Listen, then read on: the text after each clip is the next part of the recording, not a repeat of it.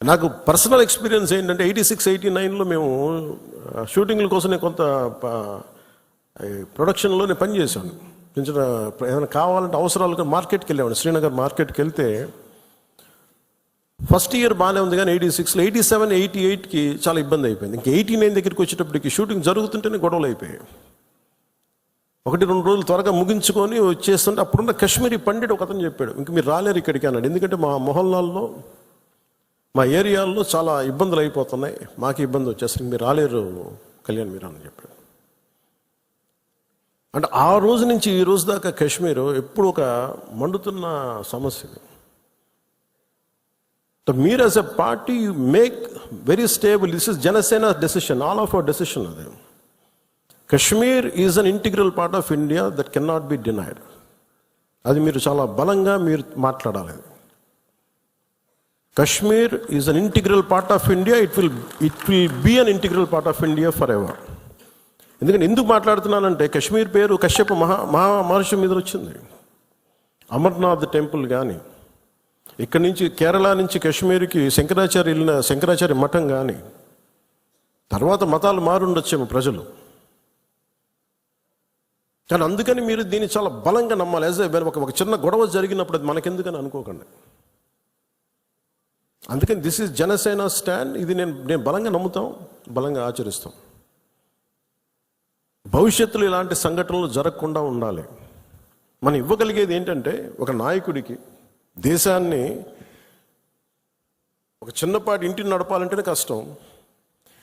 ఇన్ని రాష్ట్రాలు, ఇన్ని విభిన్నమైన సంస్కృతులు, ఇన్ని భాషలు, ఇన్ని పొలిటికల్ పార్టీస్, వీటన్నిటి మధ్య వైరుధ్యాల మధ్యలో ఒక ఏకాభిప్రాయంతో ఒక దేశాన్ని నడపాలి ఒక ప్రధానమంత్రికి అంటే ఎంత కష్టమైన పరిస్థితి అది. అలాంటి వ్యక్తులకి మనం ఇవ్వగలిగేది చిన్నపాటి ఊతం అంతే, చిన్నపాటి ఆసరా.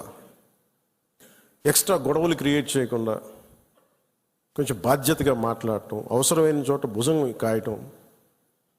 As part of NDA this is our responsibility. ఎందుకు నేను దీన్ని ఫస్ట్ టైం, నేను ఇప్పుడు దాకా మాట్లాడిన విధానంలో కొంచెం సాఫ్ట్గా ఫస్ట్ టైం నేను ఎందుకు హిందూ టార్గెటెడ్ హిందూ, మిగతా వాళ్ళు ఇబ్బంది పడతా ఉన్నారు మాట్లాడటానికి.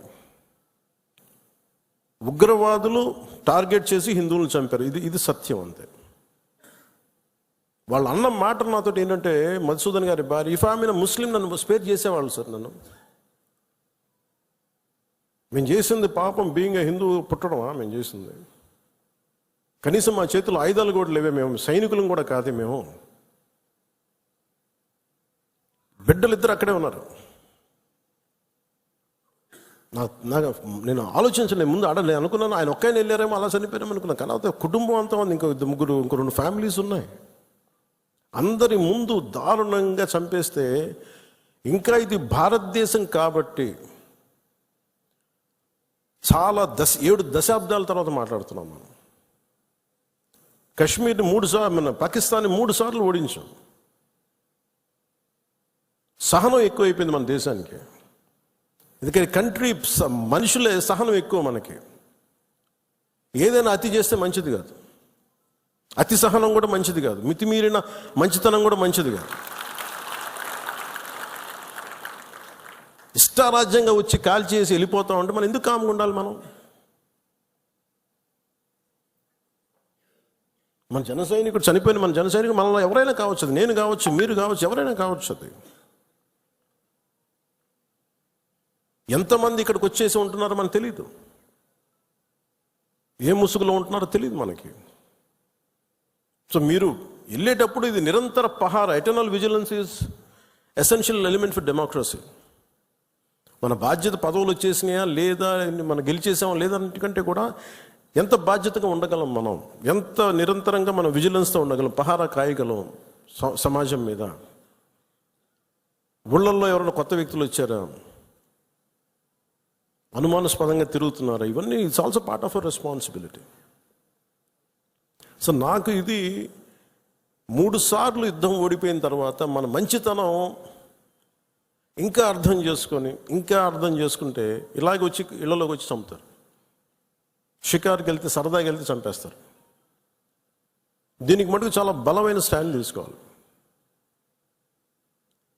అందుకే నాయకులందరికీ కూడా, జన సైనికులందరికీ కూడా, వీరమలందరికీ కూడా ఇది ధైర్యంతో కూడుకున్న పని. ఉగ్రవాదులను ఎదుర్కోవడం అంటే ధైర్యంతో కూడుకున్న పని. Though we are a regional party, we didn't expand as on now, we confine only to state AP, కొంత తెలంగాణ. కానీ మన ఆలోచన విధానం జాతీయవాదం. ఇది మీరు బలంగా ఉండగలిగితేనే రేపొద్దున యుద్ధ పరిస్థితులు రావచ్చు, రాకపోవచ్చు, నాకు తెలియదు యాజ్ ఆన్ టుడే. బట్ కొన్ని 7 అంశాల మీద నిర్ణయాలు తీసుకున్నారు. ముందు వాటర్ ఆపారు. అంటే కొంతమంది మాట్లాడుతారు, కొంతమంది లీడర్స్, ఎంత లౌకికవాదం, ఎంత సెక్యులరిజం అంటే అందరికీ, ఎంత సెక్యులరిజం అయిపోయిందంటే అందరికీ. నేను అనేది మన కంట్రీ స్లోగనే సత్యమేవ జయతే. Unlike America, in God we trust అంట. 3 కోట్ల దేవతలున్న దేశాలలో మన సత్యాన్ని నమ్ముతాం, కానీ మన అమెరికాలాగా ఇన్ గాడ్ వి ట్రస్ట్ ఒక దేవుడిని పెట్టలేదు మన దేశంలో. We are beyond religion, we are beyond God. Truth is eternal. సత్యం అంటే ఏంటి? ఒక తప్పుని తప్పుగా చెప్పడం, ఒప్పుని ఒప్పుగా చెప్పడం. If I make a mistake, admitted it's a mistake. Constant కరెక్షన్లో ఉండాలి. ఎటర్నల్ ట్రూత్ అది. అలా కాకుండా ఇంత 26 మంది చనిపోతే మత ప్రాతిపాదికన చంపినా కానీ మన సెక్యులర్ వాదులు, సో కాల్డ్ సూడో సెక్యులరిస్ట్, వాళ్ళు ఏం మాట్లాడుతున్నారు? మతవాడికి చంపలేదంటారు. చనిపోయిన మధుసూదన్ గారి భార్య, అందరూ వాళ్ళ అబద్ధాలు చెప్తారు. వాళ్ళు పాకిస్తాన్ని ప్రేమిస్తా అంటారు. వీళ్ళందరూ ఇక్కడ భారతదేశంలో కూర్చొని మీరు పాకిస్తాన్ని ప్రేమిస్తుంటారు. మొన్న కొంతమంది నాయకులు డిబేట్లో మాట్లాడుతుంటే చూస్తున్నాను. మీరు పాకిస్తాన్ అంత ప్రేమిస్తే దయచేసి పాకిస్తాన్కి వెళ్ళిపోండి. ఇక్కడ ఎందుకు? పాకిస్తాన్ మీద మీకు అంత ప్రేమే ఉంటే ఇది మాట్లాడుతున్న పని ఏదైనా వీళ్ళందరూ కూర్చొని కాంగ్రెస్ నాయకులు వీళ్ళందరూ, కొంతమంది ఎమ్మెల్సీలు కూడా ఉన్నట్టుగా అనిపించింది నాకు చూస్తుంటే. ముఖ్యంగా సౌత్ నుంచి ఉన్నారు కొంతమంది సీనియర్ కాంగ్రెస్ నాయకులేం. కాంగ్రెస్లోనే విభేదం ఉంది. మేము వెళ్ళిపోతే మీరు పాకిస్తాన్ని, మీరు భారతదేశంలో దాడి జరిగినప్పుడు భారతదేశానికి నిలబడాలి తప్ప పాకిస్తాన్కి నిలబడతాం మీరు సెక్యులరిజం అంటే అది ఏ ససేమిరా ఎవరు ఒప్పుకోరు. ఇక్కడ ఆ బలం మనం చూపించాలి. మనం ప్రాణాలు పోతే తిరిగి వస్తాయా? ఆయన ప్రాణాలు పోయినాయి. ఆయన బిడ్డల పరిస్థితి ఏంటి? ఆయన భార్య పరిస్థితి ఏంటి? మెరిట్ మీద ఉద్యోగం సంపాదించుకున్న అబ్బాయి, ఒకటే కంపెనీలో నిలబడి ఆ మెరిటోరియస్గా ఎదిగినవాడు, ఒకటే మాట ఆయన మా మిస్సెస్ మాట్లాడుతూ ఉన్నారు.